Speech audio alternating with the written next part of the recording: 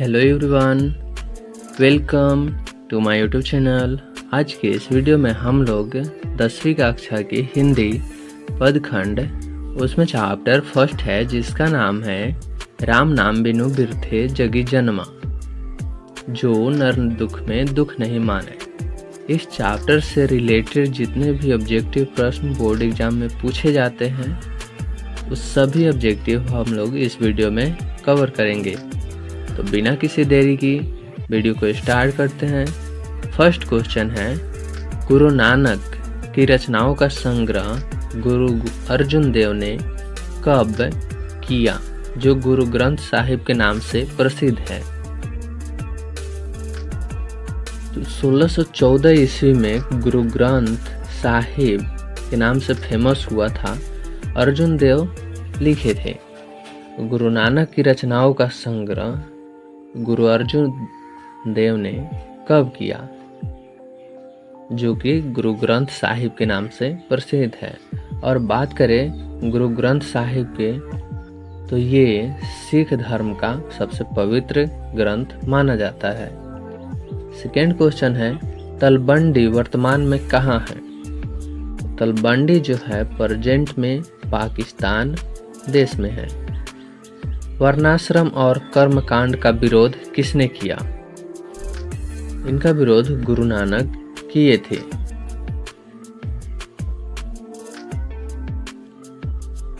गुरु नानक ने किस भाषा में कविताएं लिखी है।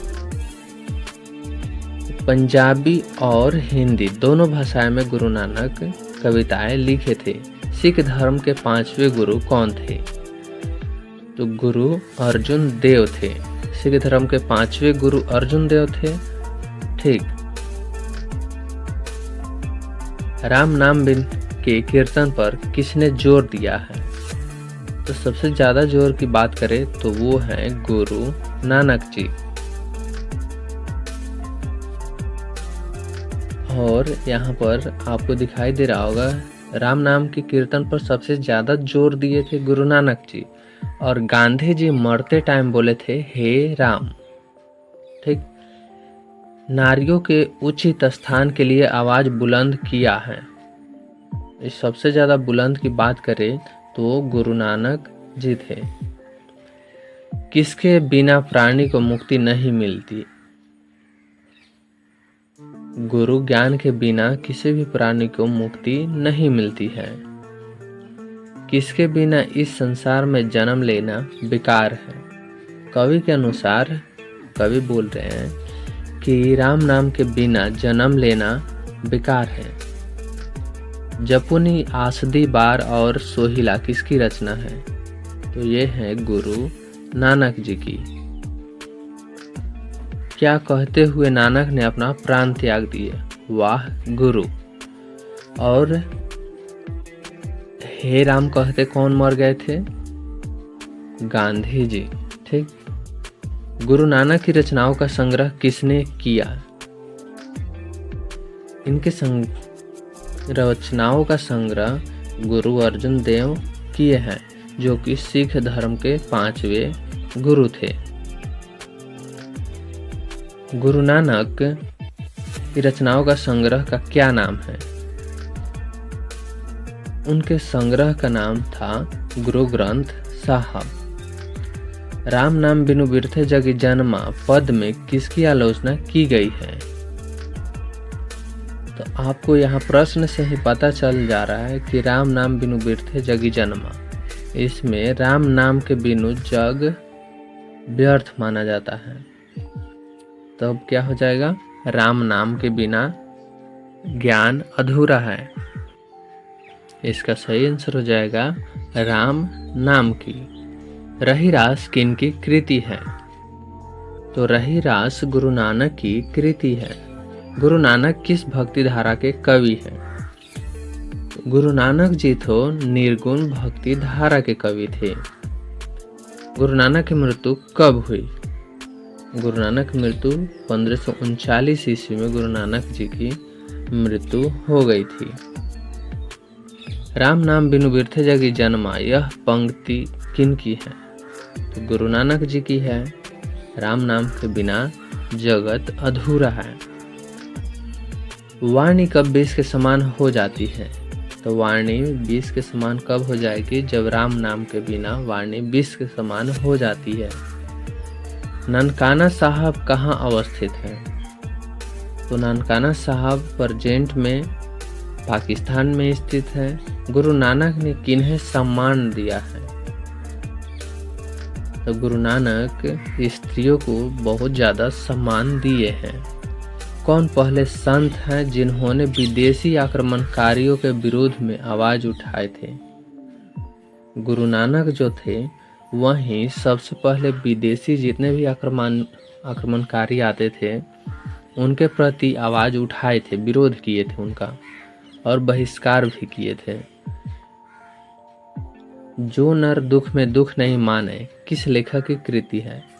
गुरु नानक की। जो नर दुख में दुख नहीं मानता है, अर्थात जो मनुष्य दुख में दुख नहीं मानता है, ये लेखक हैं गुरु नानक जी। गुरु नानक का कथन किस कवि के कथन से मिलती है? तो कबीर दास की जितने भी वाणी होते हैं और गुरु नानक जी की वाणी, दोनों आदमी की कथन और कविता मिलती जुलती लगती है। गुरु नानक का जन्म कब हुआ? इनका जन्म हुआ था 1469 ईस्वी को, और महात्मा गांधी का जन्म हुआ था 1869 ईस्वी को। ठीक, यहाँ पर 14 की जगह 18 होगा। 1869 ईस्वी को महात्मा गांधी का जन्म हुआ और 1469 ईस्वी में गुरु नानक जी का, और इनका जन्म हुआ था तलवंडी लाहौर में, और लाहौर प्रेजेंट टाइम में पाकिस्तान में है। गुरु नानक का जन्म कहाँ हुआ? अभी बताए हैं, तलवंडी लाहौर। गुरु नानक के पिता का नाम क्या था? उनके पिता का नाम था कालूचंद खत्री। गुरु नानक की माता जी का नाम क्या था? उनके माता का नाम था तृप्ता। और सुलक्षणी कौन थी? सुलक्षणी की बात करें तो गुरु नानक की पत्नी का नाम था सुलक्षणी, माता का नाम था तृप्ता और पिता का नाम था कालूचंद खत्री। ठीक, अगला प्रश्न है, गुरु नानक के पद किस भाषा में रचित हैं? उनके पद मिश्रित पंजाबी और हिंदी में था, और जो सबसे ज़्यादा बात करें तो पंजाबी मिश्रित ब्रज भाषा में था। गुरु नानक के जन्म स्थान को क्या कहते हैं? उनके जन्म स्थान को ननकाना साहब कहते हैं। और गुरु ग्रंथ साहिब जैन धर्म का सबसे पवित्र पुस्तक है। गुरु नानक की पत्नी का क्या नाम था? उनकी पत्नी की बात करें तो सुलक्षणी उनकी पत्नी का नाम था, और तृप्ता उनकी माता का नाम। ठीक, और कालूचंद खत्री उनके पिताजी का नाम था। गुरु नानक पंजाबी के अलावे और किस भाषा में कविताएं लिखे हैं? वो पंजाबी और हिंदी दोनों भाषा में कविताएं लिखते थे। आशा दीवार किस कवि की रचना है? तो आशा दीवार की बात करें तो गुरु नानक जी की रचना है। गुरु नानक ने किस धर्म का प्रवर्तन किया है? तो वो सिख धर्म का प्रवर्तन किए थे। सिख रेजिमेंट के थे, सिख रिलीजन के धर्म का प्रवर्तन करते थे। इस चैप्टर में टोटल 35 ऑब्जेक्टिव प्रश्न था, जो कि बोर्ड एग्जाम के लिए काफ़ी हेल्पफुल है। आपको यहाँ पर दिखाई दे रहा होगा कि 2021 ए 2023 से ये सभी बोर्ड एग्जाम में पूछे गए प्रश्न हैं। काफ़ी आप लोगों को हेल्पफुल करेगी। मिलते हैं तब तक नेक्स्ट वीडियो में। चैप्टर 2 जिसका नाम है प्रेम आयनी श्री राधिका करिल के कुंजन ऊपरवारो, और इनके लेखक हैं रसखान। रसखान एक मुस्लिम धर्म से संबंध रखते हैं, लेकिन ये सबसे ज़्यादा अगर प्रेम की बात करें तो वो कृष्ण से करते हैं। इस चैप्टर में रसखान द्वारा जितने भी ऑब्जेक्टिव प्रश्न पूछे जाते हैं बोर्ड एग्जाम में, हम लोग कवर करेंगे। तो फर्स्ट क्वेश्चन है, प्रेम बरन रसखान ने किसे कहा है? तो प्रेम वरण कहे हैं कृष्ण को, क्योंकि रसखान जो है मुस्लिम थे और ये श्री कृष्ण से बहुत ज़्यादा स्नेह करते थे। तिहुपुर शब्द का अर्थ क्या है? तो इसका अर्थ होता है तीनों लोग। रसखान का मूल नाम था, इनका मूल नाम था सैयद इब्राहिम। रसखान का फर्स्ट जब जन्म लिए थे उनका नाम था सैयद इब्राहिम, लेकिन बाद में चलकर उनका नाम रसखान रख दिया गया। अगला प्रश्न है दान लीला किनकी रचना है? तो दान लीला है वो है रसखान की। कुंजन का अर्थ क्या होता है? कुंजन का अर्थ होता है बगीचा। सुजान रसखान में किसकी भक्ति का वर्णन है? सुजान रसखान करते हैं श्री कृष्ण का भक्ति। रसखान की काव्य भाषा है, उनकी काव्य भाषा की बात करें तो वो है ब्रज भाषा। स्वच्छंद काव्य धारा का प्रवर्तक है।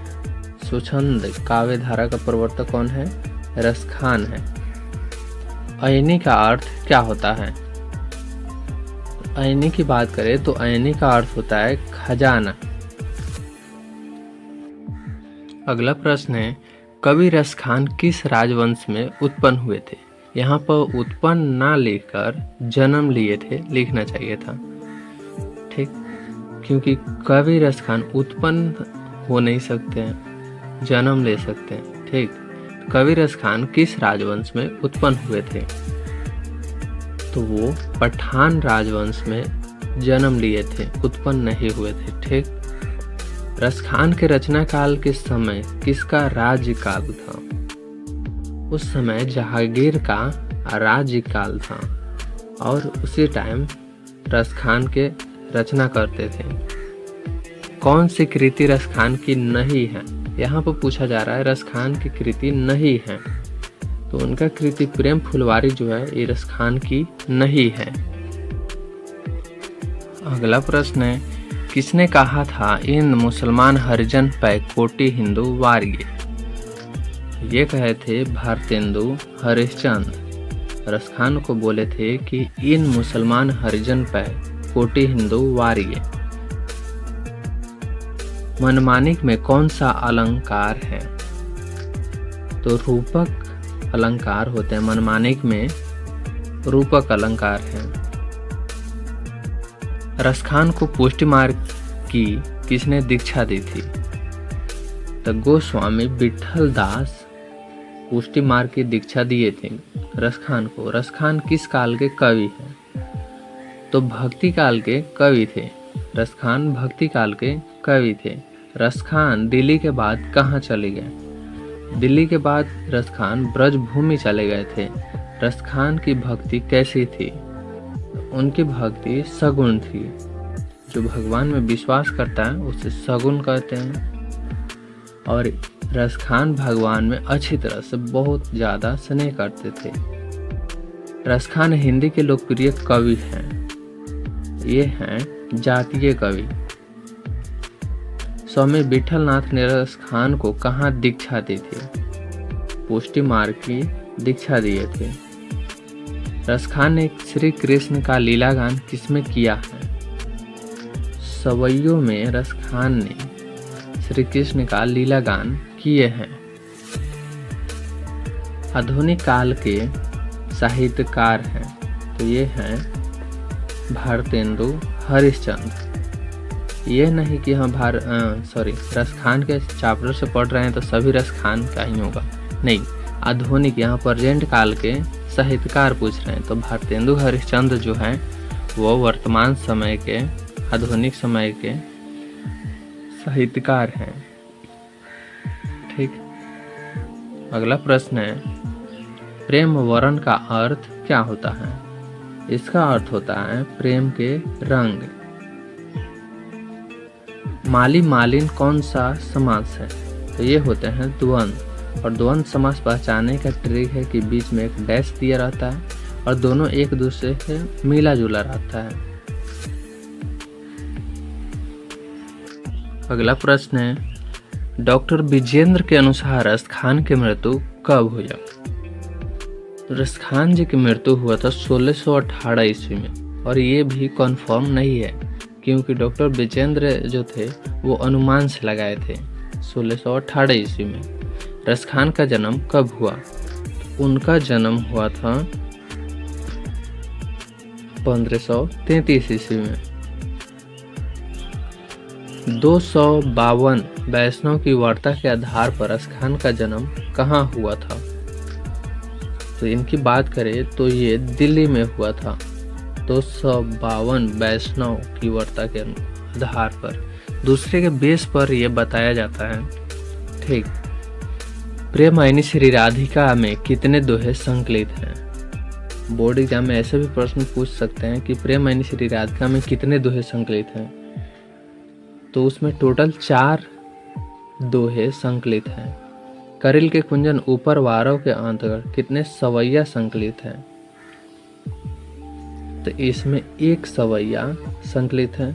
प्रेमायनी श्री राधिका में 4 गो दोहा है, और जो करिल के कुंजन ऊपर वारव है इसमें सवैया है, और वो सवैया 1 है। दान लीला में कितने छंद संकलित हैं?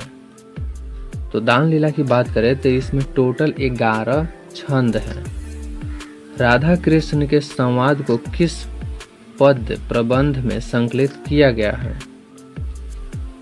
इसमें दान लीला की सबसे ज्यादा संकलित किया गया है।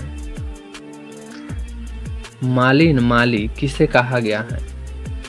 मालिन माली कहा गया है राधा कृष्ण को। इस पाठ में चितचोर चोर किसे कहा गया है? श्री कृष्ण को, क्योंकि कवि का चित्त अर्थात हृदय को श्री कृष्ण चुरा लेते हैं। ऐसा कवि को रियलाइज होता है, एहसास होता है। रसखान किस विषय में सिद्ध थे? तो वे सवैया और छंद में प्रसिद्ध थे। सुजान रसखान किन की रचना है? सुजान रसखान की रचना है। सवैया और छंद के सिद्ध कवि हैं, तो ये हैं रसखान। संप्रदायी मुक्त कृष्ण भक्त कवि कौन है? तो रसखान है। अगला प्रश्न है, रसखान की कृति है। तो इनकी कृति जो है वो है प्रेम वाटिका। प्रेम वाटिका किनकी कृति है? रसखान की। प्रीतम नंद किशोर जा दिन ते नैननी लगयो, मन पावन चित चोर पलट ओट नहीं करी सको। यह पंक्ति किस कवि से है? तो ये है सबसे पहले प्रेमायनी श्री राधिका से। कवि रसखान किसके परम भक्त हैं? तो रसखान जी श्री कृष्ण के परम भक्त थे। लास्ट ऑब्जेक्टिव है, प्रेमायनी श्री राधिका शीर्षक छंद किस ग्रंथ से संकलित है? तो ये ग्रंथ है रसखान रचनावली से। इस चैप्टर में टोटल 41 ऑब्जेक्टिव प्रश्न था, जो कि बोर्ड एग्जाम में काफ़ी हेल्पफुल करती है। ठीक, मिलते हैं तब तक नेक्स्ट वीडियो में। अगला चैप्टर है अति सुधो स्नेह को मार्ग है, मो अंशुवाहिनी ले बरसो। सेकेंड, मो अंशुवाहिनी ले बरसो। और ये जो है ये पदखंड है। इस चैप्टर से रिलेटेड बोर्ड एग्जाम में जितने भी प्रश्न पूछे जाते हैं हम लोग इस वीडियो में कवर करेंगे। तो बिना किसी देरी की वीडियो को स्टार्ट करते हैं। फर्स्ट क्वेश्चन है, नादिर शाह के सैनिकों द्वारा घनानंद कब मारे गए थे? तो नादिर शाह की सैनिक जब घनानंद को घेर लिए थे तो 1739 ईस्वी को मारे गए थे। घनानंद किस धारा के कवि हैं? तो घनानंद जो है रीतिमुक्त काव्य धारा के कवि हैं, रीतिमुक्त धारा के। घनानंद जिनको घन आनंद बोलते थे। घन प्लस आनंद मिलकर घनानंद बनता है। ठीक, तो घनानंद किस काल के कवि है? तो घनानंद जो है वो है रीति काल के।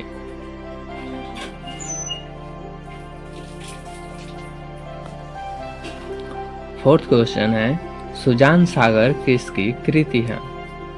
तो सुजान सागर की बात करें तो ये है घनानंद की।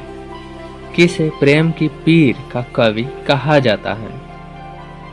तो घनानंद को प्रेम का पीर के कवि कहा जाता है। और ये जो प्रश्न है बोर्ड एग्जाम के अलावा भी जब किसी कंपटीशन एग्जाम में भी बहुत सारा कंपटीशन में ये प्रश्न पूछा जाता है। और प्रश्न इस तरह से रहेगा कि किस कवि को प्रेम का पीर का कवि कहा जाता है? तो वहां पर हो जाएगा घनानंद। ठीक, लाक्षणिक मूर्तिमत्ता और प्रयोग वैचित्र के कवि कौन हैं? तो ये हैं घनानंद। रीतिमुक्त काव्य धारा के सिरमौर कवि किसे कहा जाता है? तो रीतिमुक्त काव्य धारा के कवि किसे कहा जाएगा? घनानंद को, क्योंकि जो घनानंद है वो हैं रीतिमुक्त काव्य धारा के कवि। घनानंद की भाषा क्या है? तो इनकी भाषा की बात करें तो वो हैं ब्रज भाषा। प्रेमघन किस युग के कवि थे? प्रेमघन भारतेंदु युग के कवि थे। अगर किस काल की कवि पूछे तो वो हो जाएगा रीति मुक्त काव्य धारा के। कवि प्रेमघन के अनुसार भारत में आज कौन सी वस्तु दिखाई नहीं पड़ती है? तो वो भारतीयता।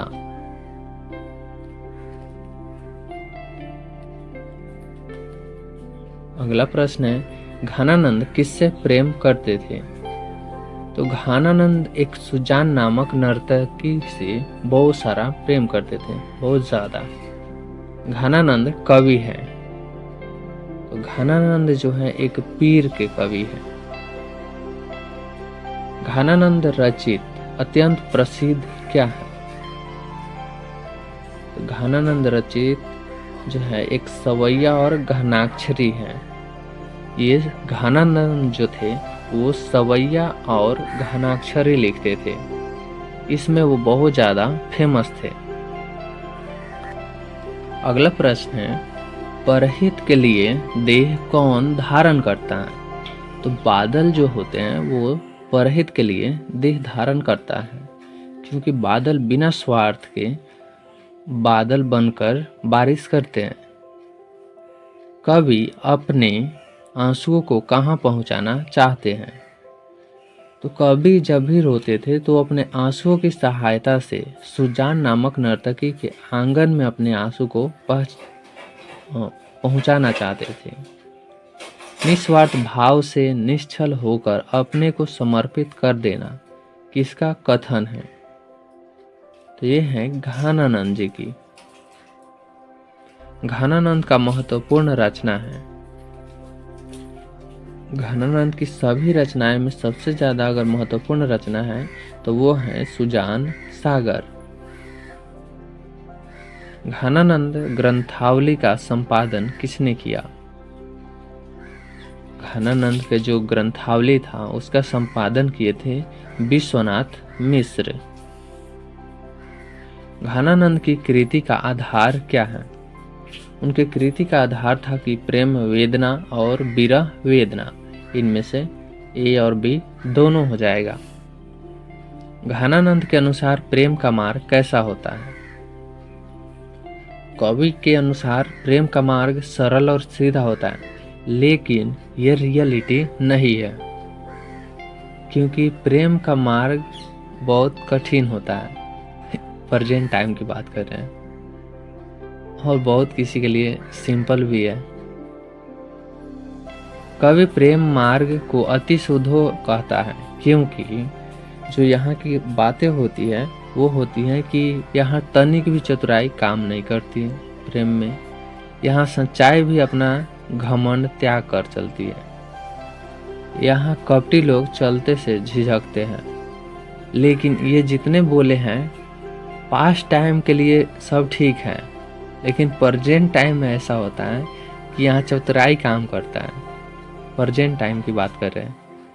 प्रेम मार्ग प्रेजेंट टाइम में चतुराई से चलता है और घमंड तो नहीं चलता है, बट यहाँ सच्चाई की जगह पर बुराई चलता है। कपटी लोग यहाँ से झिझकते नहीं, कपटी लोग ज़्यादा चलते हैं। और इसको शॉर्टकट फॉर्म में बोले तो लौंडियाबाजी जो करते हैं वहीं अक्सर ज़्यादा लड़की को प्रपोज करते हैं। ठीक, अगला प्रश्न है, घानानंद किनके द्वारा मारे गए थे? तो नादिर शाह के सैनिकों द्वारा घानानंद मारे गए थे। घानानंद की मृत्यु कब हुई? उनकी मृत्यु हो गया था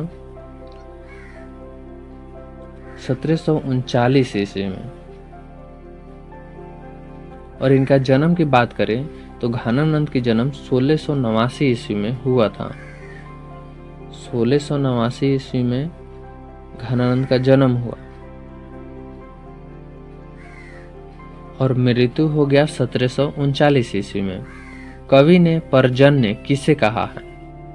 कवि पर्जन्य किसे कहते हैं? तो वो कहते हैं बादल को। अगला प्रश्न है, घानानंद का जन्म कहाँ हुआ? घानानंद का जन्म हुआ था लगभग आसपास बताया गया है, यानी कि 1689 ईस्वी में घानानंद का जन्म हुआ था, इनके आसपास।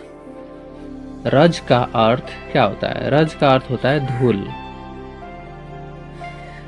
विरह लीला किनकी रचना है?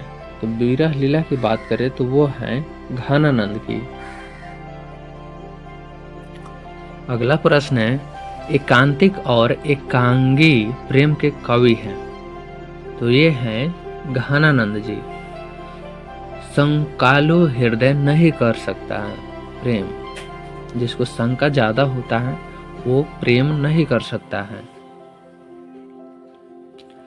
घानानंद की भाषा है, उनकी भाषाएं शुद्ध और परिष्कृत, ए और बी दोनों हो जाएगा।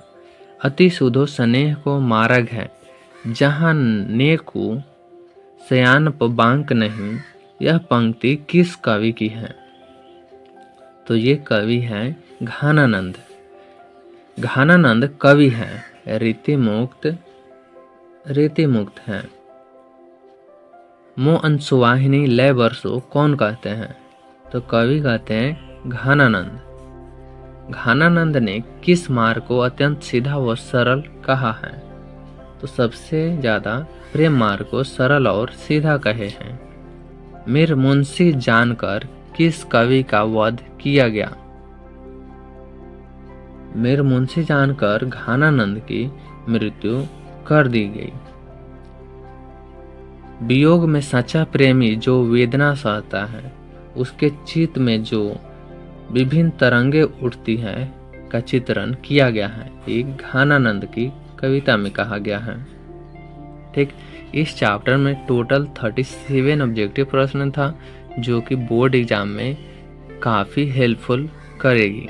ठीक, मिलते हैं तब तक नेक्स्ट वीडियो में। चैप्टर 4 है जो पदखंड का है।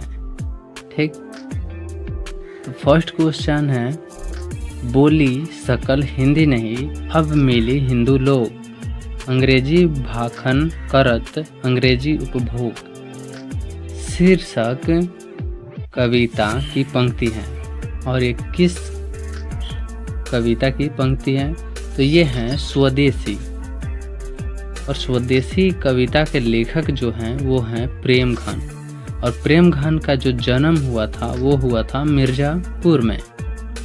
ठीक, सेकेंड क्वेश्चन है, बद्रीनारायण चौधरी प्रेमघन, बद्रीनारायण चौधरी का ही शॉर्ट फॉर्म नाम है प्रेमघन, किस प्रकार के गद्य लिखते थे? तो ये लिखते थे कलात्मक एवं अलंकृत। अगला प्रश्न है, ग्रामीण जीवन का यथार्थवादी चित्रण प्रेमघन रचित किस काव्य में है? तो ये काव्य का नाम था जीर्ण जनपद। ठटे विदेशी ठाट सब बने देश विदेश, पहनेहो जिन्हें जिनमें न कहो भारतीय लेस। यह पंक्ति किस शीर्षक कविता से है? तो ये जो पंक्ति जो लिखा गया है वो लिखा गया है स्वदेशी से। ठीक। अगला प्रश्न है, प्रेमघन किस युग के साहित्यकार थे? प्रेमघन की बात करें तो ये थे भारतेंदु युग के। जीर्ण जनपद किनकी कृति है? जीर्ण जनपद जो है वो है प्रेमघन की।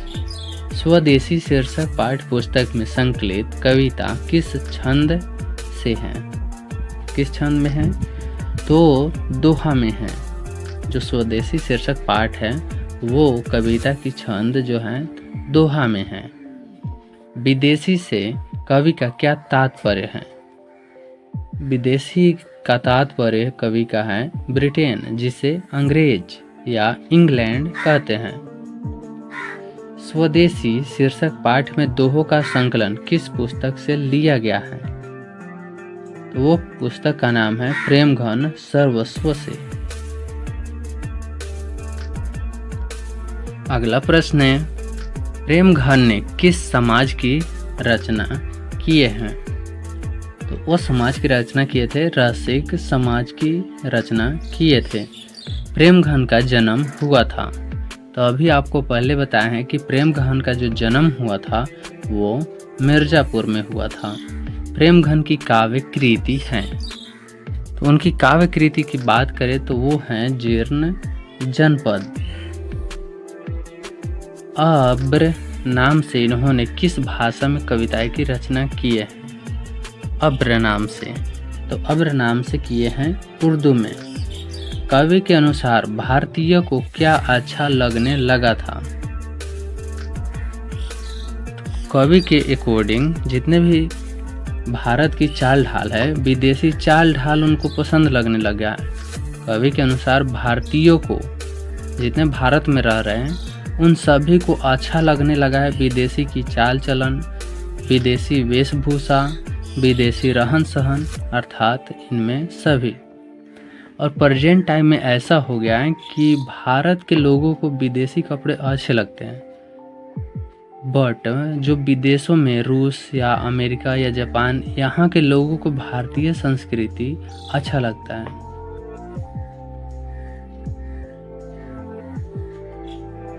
कवि समाज की किस वर्ग की आलोचना करता है? तो कवि सुविधा भोगी समाज की आलोचना करते हैं। प्रेमघन का जन्म कब हुआ? इनका जन्म हुआ था 1855 ईस्वी में और इनका जन्म मिर्जापुर में हुआ। प्रेमघन की मृत्यु कब हुई? इनकी मृत्यु की बात करें तो वो हुआ था 1922 ईस्वी में।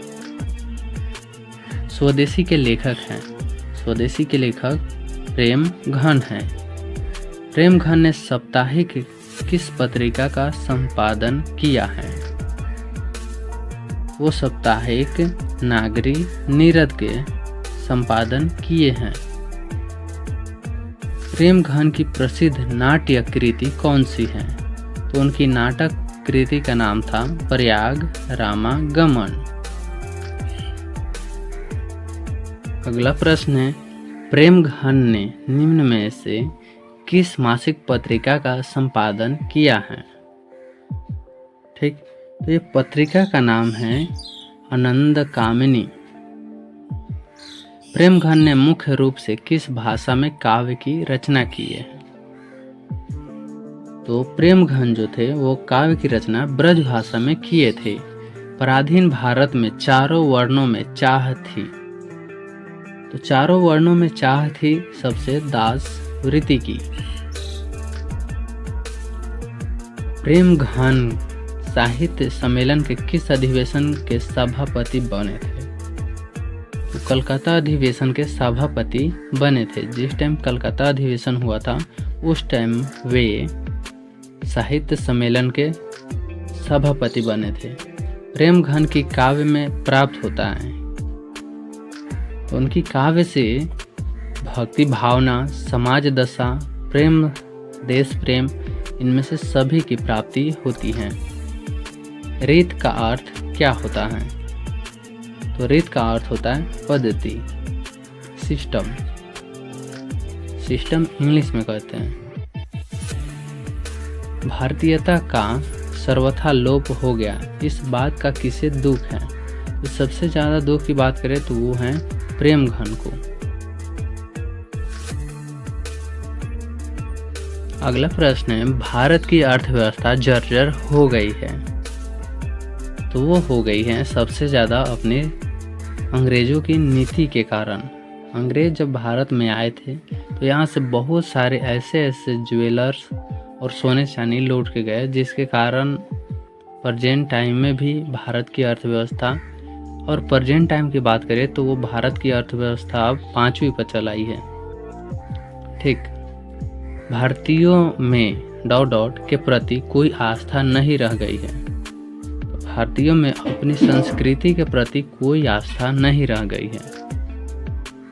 सबे विदेशी ... नरगति रीत लखात। यहाँ ... की जगह पर क्या होगा? तो ... की जगह पर सबे विदेशी वस्तु नरगति रीत लखात वस्तु होगा यहाँ पे। भारतीय किस तरह से अंग्रेजी की दास हो गए हैं? तो वो हो गए हैं तन से भी, मन से भी और धन से भी। धन से तो नहीं, तन और मन से दोनों हो गया है। भारतीय किस तरह अंग्रेजों के दास हो गए? तन से और मन से, क्योंकि धन जो है पहले ही अंग्रेज हम लोगों का चुरा के लेके चल गया, इसलिए धन से नहीं होगा, ए और बी दोनों हो जाएगा।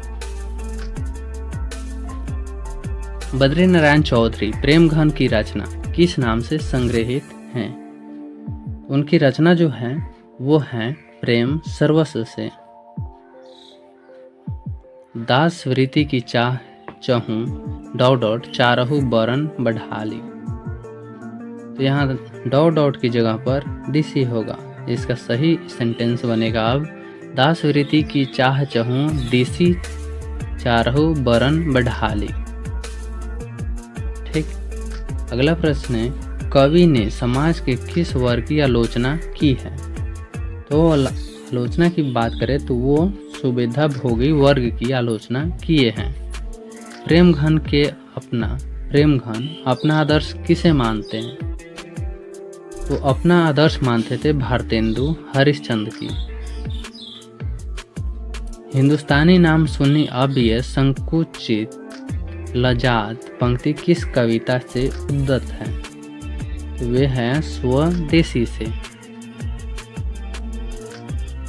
अगला प्रश्न है, स्वदेशी शीर्षक पाठ के रचनाकार कौन है? तो स्वदेशी के रचनाकार हैं प्रेमघन। स्वदेशी पाठ के अनुसार अब हिंदू लोग मिलने पर आपस में किस भाषा में बात नहीं करते हैं? तो जब भी मिलते हैं प्रेजेंट टाइम में कोई भी भारतीय, तो वो हिंदी में बात न करके वो अंग्रेजी में बात करते हैं। और यहाँ प्रश्न में पूछा जा रहा है कि किस भाषा में बात नहीं करते हैं, तो हो जाएगा हिंदी। प्रयाग रामागमन शीर्षक नाटक किसकी रचना है?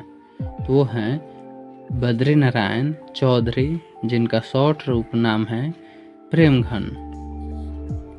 भारत सौभाग्य किनकी प्रसिद्ध नाटक है? तो भारत सौभाग्य ये है प्रेमघन की रचना। कवि प्रेमघन के अनुसार कौन सी विद्या पढ़कर लोगों की बुद्धि विदेशी हो गई है? तो वो है विदेशी विद्या सीखकर। इस चैप्टर में टोटल 41 ऑब्जेक्टिव प्रश्न था, जो कि बोर्ड एग्जाम में आपको इधर साइड में दिखाई दे रहा होगा कि 2022 से 21 से ये सभी बोर्ड एग्जाम में जब पूछा गया वहीं यहाँ पर लिखा गया है। ठीक, भारत माता के लेखक है सुमित्रा नंदन पंत। ठीक, तो इस चैप्टर से रिलेटेड बोर्ड एग्जाम में जितने भी प्रश्न पूछे जाते हैं हम लोग इस वीडियो में कवर करेंगे। तो आप सभी को एक बता दें कि यहाँ पर साइड में जो लिखा है 22C, ये 2022 थर्ड सेमेस्टर में पूछा गया था। यहाँ पर 2023 फर्स्ट सीटिंग में, और यहाँ सेमेस्टर यहाँ सेकेंड से थर्ड सीटिंग में पूछा गया था। यहाँ पर 2023 फर्स्ट सीटिंग में, उसी तरह यहाँ पर 2023 फर्स्ट सीटिंग में, यानी कि जितने भी बोर्ड एग्जाम में पूछे गए प्रश्न हैं वो सभी हम लोग कवर करेंगे, और बोर्ड एग्जाम में पूछे जाने की जो संभावना है वो सभी इस वीडियो में कवर करेंगे। तो बिना किसी देरी की वीडियो को स्टार्ट करते हैं। सुमित्रानंदन पंत ने मिट्टी की प्रतिमा उदासनी किससे कहा है? तो वो कहे हैं भारत माता को। युगपद किस कवि की रचना है? तो सुमित्रानंदन पंत की। 30 कोटि संतान नग्न तन, यह पंक्ति किस शीर्षक कविता की है? तो वो है भारत माता की। अगला प्रश्न है, कवि सुमित्रानंदन पंत के अनुसार कौन अपने घर में प्रवासिनी बनी हुई है? तो भारत माता। गुंजन किस कवि की रचना है? तो गुंजन की बात करें तो वो है सुमित्रानंदन पंत की। सुमित्रानंदन पंत किस युग के कवि हैं? तो वो द्विवेदी युग के कवि हैं। रामधारी सिंह द्विवेदी युग के कवि थे सुमित्रानंदन पंत जी। पंत को किस रचना पर ज्ञानपीठ पुरस्कार प्राप्त हुआ? तो उनको ज्ञानपीठ की पुरस्कार मिला था चिदम्बरा पर। और यहाँ बात करें सुमित्रानंदन पंत किस युग के कवि थे? यहाँ पे छायावादी युग के थे, द्विवेदी युग के ये नहीं, भारत माता के लेखक ये नहीं है। ठीक, सुमित्रानंदन पंत किस युग के कवि हैं? तो वो हैं छायावाद युग के। भारत माता शीर्षक प्रगीत पंत के किस काव्य संकलन से लिया गया है? तो उनकी काव्य संकलन थी एक ग्राम्या, तो वहां से भारत माता शीर्षक में संकलित है। अगला प्रश्न है, ग्राम्य काव्य संकलन की कविताओं पर किसका प्रभाव है? तो ये प्रभाव था यथार्थवाद का। प्रकृति का सुकुमार कवि किसे कहा जाता है? वे कहा जाता है पंत जी को, सुमित्रानंदन पंत को। भारत माता के संबंध में क्या सही है? तो ग्राम वासनी भारत माता के संबंध में सही है, क्योंकि कवि जो हैं वो इस चैप्टर में सबसे ज़्यादा भारत माता की बात किए हैं। सर बिंदु हासनी कौन है? तो भारत माता हैं। गीता प्रकाशनी किसके लिए प्रयुक्त है? भारत माता के लिए। शरतेंदु का शाब्दिक अर्थ है? तो शरतेंदु का शाब्दिक अर्थ होता है शरद ऋतु का चंद्रमा। और यहाँ पर भारतेंदु अगर होता तो भारतेंदु हरिश्चंद्र एक राजा थे, उनकी बात होता। यहाँ पर लिखा गया है शरतेंदु। क्रुंदन का अर्थ क्या होता है? तो उसका अर्थ होता है रोना। तप संयम में कौन सा समास है? तो तप संयम में समास की बात करें तो वो है द्वंद्व। और द्वंद्व समास पहचानने का ट्रिक है कि किसी भी दो शब्दों के बीच, यहाँ पर बीच में डैश दिया रहता है, वही है द्वंद्व समास पहचानने का ट्रिक। ठीक, और द्विंगु की बात करें तो द्विंगु जितने भी जिसमें संख्या की डिनोट करता है, जैसे पंचम, तो यहाँ पंचम में पंच आ गया 5। ठीक, तो इससे क्या होगा कि जितने भी संख्या को डिनोट करता है तो वो हो जाएगा द्विंगु समास।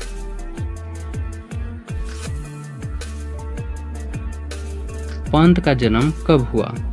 तो उनकी जन्म की बात करें तो टोटल 1900 ईस्वी में उनका जन्म हुआ था। पंत की मृत्यु कब हुई? तो उनकी मृत्यु की बात करें तो वो हुआ था 29 दिसंबर 1977 को, यानी कि उनका जन्म और मृत्यु का बीच का डिफरेंस टोटल 78 वर्ष का है। क्योंकि वहाँ पर 1900 ईस्वी में 1-2 दिन की डिफरेंस है। ठीक,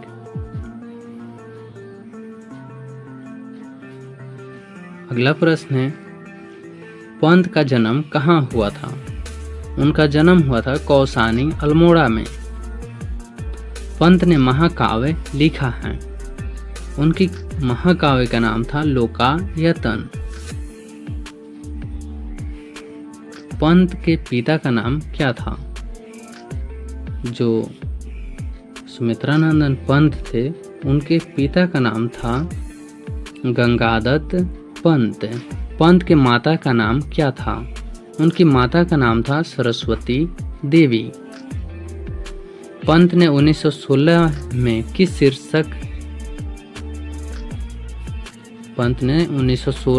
शीर्षक से कविता लिखी है? तो शीर्षक का नाम था गिरजे का घंटा। गंगा यमुना को कवि ने किसके मानक के रूप में प्रस्तुत किया है? तो वो किए हैं भारत माता के 2 आँखों से। गंगा और यमुना को कवि डिनोट किए हैं कि ये भारत माता की 2 आँख हैं। ठीक, अगला प्रश्न है, तरुतल निवासिनी के माध्यम से कवि ने भारत के निवासियों का कैसा चित्रण किया है? तो वो दीनता का। दीनता का अर्थ होता है गरीब। भारत माँ के श्रेष्ठ मुख की तुलना कवि ने किससे की है? तो वो किए हैं छाया युक्त चंद्र से। भारत माता कविता में भारत का कैसा चित्र प्रस्तुत किया गया है? तो वो चित्र जो है यथातथ्य है। जातीय अस्मिता की दृष्टि से इतिहास का प्रभाव कैसा है? तो वो है अविच्छिन्न है। कवि के अनुसार भारत माता की आंखें हैं कैसे? उनकी आंखें गंगा यमुना की तरह हैं। युगवाणी किनकी काव्य कृति है? तो युगवाणी जो है वह है सुमित्रानंदन पंत की। भारत माता सारे जग की है और सारे जग की माता है।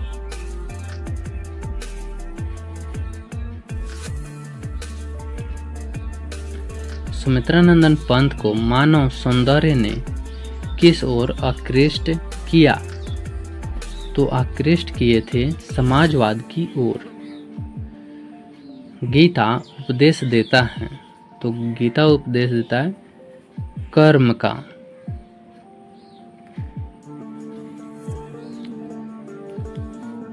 भारत माता की आंखें झुकी हुई है, तो उनकी आंखें झुकी हुई है चिंता से। ग्रामवासिनी कौन समास है? तो ग्रामवासिनी जो है एक बहुब्रीही समास है और ग्रामवासिनी से जिसका अर्थ होगा भारत माता। जिसका जैसे बताया कि बहुब्रीही समास जो है उसका बात कुछ और रहता है लेकिन उसका अर्थ कुछ और निकल जाता है। जैसे दशानन का अर्थ हुआ, जिसका तात्पर्य यह हुआ कि दशानन जिसका 10 मुख हो उसे दशानन कहते हैं और दशानन रावण का नाम हुआ।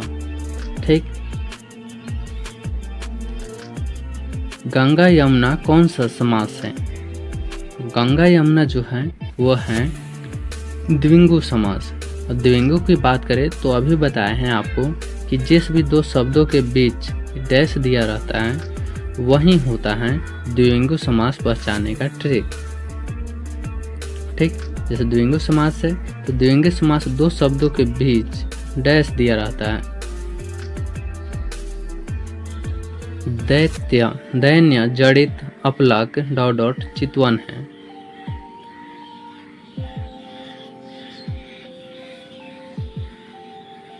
दैन्य जड़ित अपलक ... चितवन है। तो ... की जगह पर होगा नत। अब सही वर्ड बनेगा कि दैत्य जड़ित अपलक नत चितवन है। कवि सुमित्रानंदन पंत के अनुसार भारत माता की कितनी संतानें दरिद्रता और अभाव से ग्रसित हैं? तो वो है टोटल 30 करोड़। अब प्रेजेंट टाइम की बात करें तो वो हैं 80 करोड़ तक ले बढ़ गई हैं। भारत माता कहाँ निवास करती हैं? तो वो करती हैं गाँवों में। अगला प्रश्न है सुमित्रा नंदन पंत के अनुसार भारत माता किसकी मूर्ति है? तो उदास घाटी की मूर्ति है। सफल आज उसका तप संयम, पीला अहिंसा, सतत शुद्धोत्तम प्रस्तुत पंक्ति किस कविता की है? तो वो है भारत माता की। इस चैप्टर में टोटल 41 ऑब्जेक्टिव प्रश्न था जो कि बोर्ड एग्जाम के लिए काफ़ी हेल्पफुल करेगी। मिलते हैं तब तक नेक्स्ट वीडियो में। चैप्टर 6 जिसका नाम है जनतंत्र का जन्म। इस चैप्टर से रिलेटेड जितने भी प्रश्न बोर्ड एग्जाम में पूछे जाते हैं वो सभी हम लोग इस वीडियो में कवर करेंगे, ठीक। और जनतंत्र के जन्म का लेखक जो है वो हैं रामधारी सिंह दिनकर। तो बिना किसी देरी की वीडियो को स्टार्ट करते हैं, ठीक। और यहाँ पर आप एक बात बता दें कि जितने भी बोर्ड एग्जाम में प्रश्न पूछे गए यहाँ पर आप सभी को दिखाई दे रहा होगा। 2023 में पूछा गया, ये भी 23 में, इसलिए हम बोल रहे हैं वीडियो को ध्यान से देखते रहिएगा। फर्स्ट क्वेश्चन है निम्न में से कौन कविता भारत में जनतंत्र के उदय का जयघोष है? वो कविता की नाम है जनतंत्र का जन्म। सेकेंड क्वेश्चन है निम्न में से रामधारी सिंह दिनकर की रचना कौन सी है? रामधारी सिंह दिनकर की कविता की बात करें रचना की तो वो है हुंकार। उर्वशी किनकी कृति है? तो वो है रामधारी सिंह दिनकर की। दिनकर को साहित्य अकादमी पुरस्कार किस कृति पर मिला था? साहित्य अकादमी अवार्ड की बात करें तो वो मिला था संस्कृत के 4 अध्याय पर। अगला प्रश्न है दिनकर को ज्ञानपीठ पुरस्कार किस रचना पर प्राप्त हुआ? तो ज्ञानपीठ मिला था उर्वशी पर, जबकि साहित्य अकादमी अवार्ड मिला था संस्कृत के 4 अध्याय पर। कंफ्यूजन नहीं होना है। साहित्य अकादमी की बात करें तो साहित्य और संस्कृति स और स से है, और ज्ञान मिलता है उर्वशी से। ज्ञानपीठ पुरस्कार मिलता है उर्वशी पर।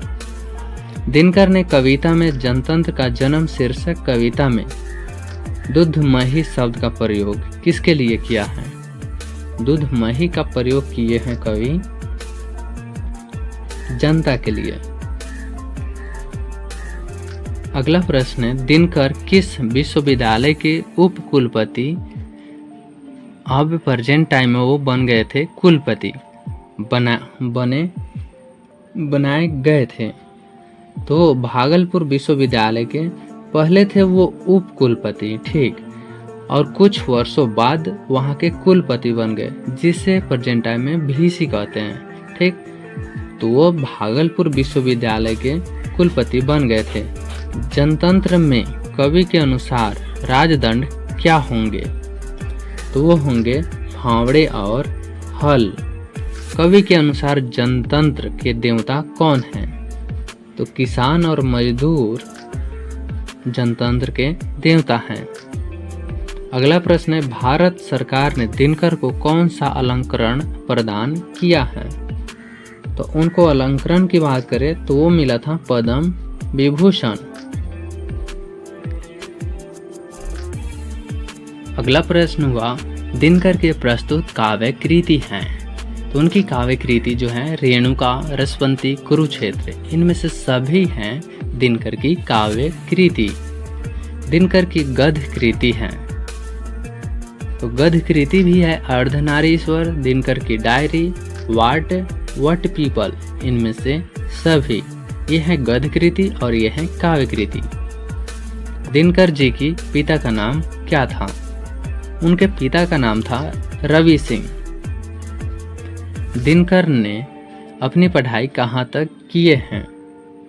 तो वो अपनी पढ़ाई BA ऑनर्स तक किए थे। अगला प्रश्न हुआ दिनकर किस कॉलेज के हिंदी विभाग के अध्यक्ष के रूप में रहे थे? तो वो लंगट सिंह कॉलेज भागलपुर में हिंदी विभाग के अध्यक्ष के रूप में भी रहे थे। अगला प्रश्न हुआ, सिंहासन खाली करो कि जनता आती है, किस कविता की पंक्ति है? तो है जनतंत्र का जन्म। दिनकर जी का निधन कब हुआ? उनका निधन की बात करें तो 24 अप्रैल 1974 ईस्वी में दिनकर जी की मृत्यु हो गया। जनतंत्र का जन्म के कवि कौन हैं? जनतंत्र के जन्म के कवि रामधारी सिंह दिनकर जी हैं। दिनकर जी का जन्म कब हुआ? उनका जन्म हुआ था 23 सितंबर 1908 को। दिनकर का जन्म कहाँ हुआ? उनका जन्म सिमरिया बेगूसराय में हुआ था। इनकी प्रारंभिक शिक्षा कहाँ से हुई थी? इनकी प्रारंभिक शिक्षा जो होते हैं वो गांव से हुआ था।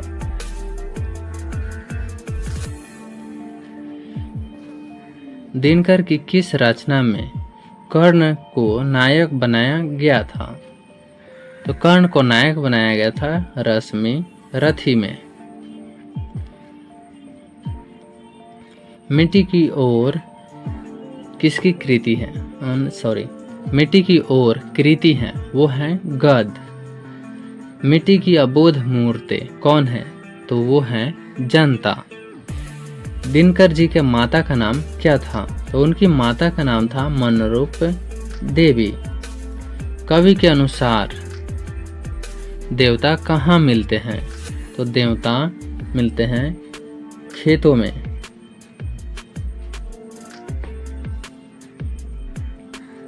अगला प्रश्न हुआ, जो भगवान को मंदिरों में खोजते हैं उन्हें कवि ने किससे संबोधित किया है? तो जो मंदिरों में खोजते हैं वो उन्हें मूर्ख समझते थे। कवि दिनकर किसके लिए सिंहासन खाली करने की बात करते हैं? तो वो करते हैं गरीबों के लिए।